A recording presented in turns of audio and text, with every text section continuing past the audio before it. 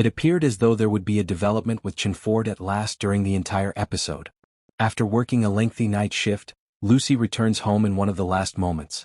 Despite being worn out, she is glad to have Tim at her apartment. After making her a variety of her favorite dishes, swoon, he does what I've been waiting for all season. Tim continues to cook while Lucy settles down on the couch. He begins by acknowledging that he knows he caused her great pain by ending their relationship. He believes that he's done a lot of effort in therapy to address what's broken, and it's really frustrating because it feels like we haven't made any real progress with this romance at all. He tells Lucy that he wants to move in with her, and I've never been happier, but I should have known this declaration was too good to be true. Tim comes out from behind the counter to find Lucy sound asleep, having missed his entire speech. At the episode's conclusion, FBI agent Matt Garza, Felix Solis, has a big announcement, so various members of the Mid-Wilshire gang get together. Some of the secrets in this top-secret development were taken from an NSA site. Monica, of course, was the one who used the knowledge they possessed to obtain immunity. She is a totally free woman as she passes the astonished team. Monica's return is welcome, but this should have happened much earlier in the season. I'm not happy that we now have to wait until season 8 to get any actual information. Throughout the season, the rookie has been keeping us updated on Oscar's whereabouts. It appears that Nolan has been following Oscar's movements the entire time, and he learns that he was working with a crew prior to being sent to prison. Since he is no longer incarcerated, Oscar is likely to be able to follow his friend directly to the location where he buried some gems in the Barstow Desert.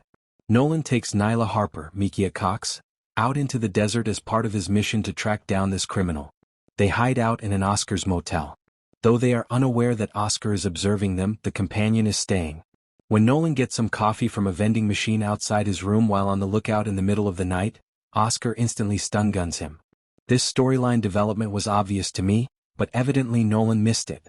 Before he realizes it, Nolan is riding in Oscar's trunk as Oscar sings, "Hit Me With Your Best Shot," by Pat Benatar loudly. The musical interlude was enjoyable, but I was a little irritated that Nolan was so readily caught. Oscar's associate is dead and Nolan is gone when Nyla wakes up. After putting everything together, she asks a young person who owns a drone to assist her in finding her lover.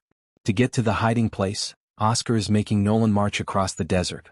Because his co-conspirator's arm had the diamond map tattooed on it, Oscar severed it in the most gruesome scene of the episode. Nolan mockingly remarks that Oscar could have just snapped a photo of it, but Oscar acknowledges that his incarceration has turned him into a complete caveman. Furthermore, he admits that Monica is the one who helped him break out of jail the previous season. After Nolan successfully extracts the jewels, Nyla and the child find Nolan and Oscar. He is told by Nyla to shoot the drone straight at Oscar. After a brawl breaks out between Nolan and Oscar, an unexplained helicopter appears, and Oscar manages to flee again. The good news is that Nolan managed to keep the diamonds, but I'm upset that the season's conclusion is beginning in the same manner as the previous one. Despite having the least dramatic plot in the finale, Angela Lopez, Alyssa Diaz, still has some humor. The crew answers a call about a bank heist. Because his Bulgarian girlfriend needs a heart transplant, Julius Scott Michael Campbell, a hapless criminal, decides to rob the bank. The fact that this man has been catfished is immediately apparent. Just look at her AI photo with 7 fingers on one hand. Julius confesses that his wife is going to be furious with him, so this guy is much stupider than I anticipated.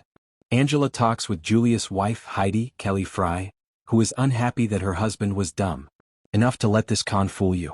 However, it turns out that Heidi has a secret.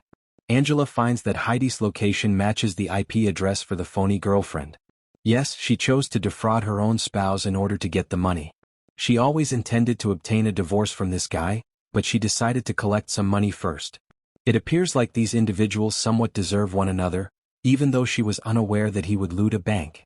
After arresting her, Angela chats to her husband Wesley, Sean Ashmore, about this being a warning that they should get back together as a marriage.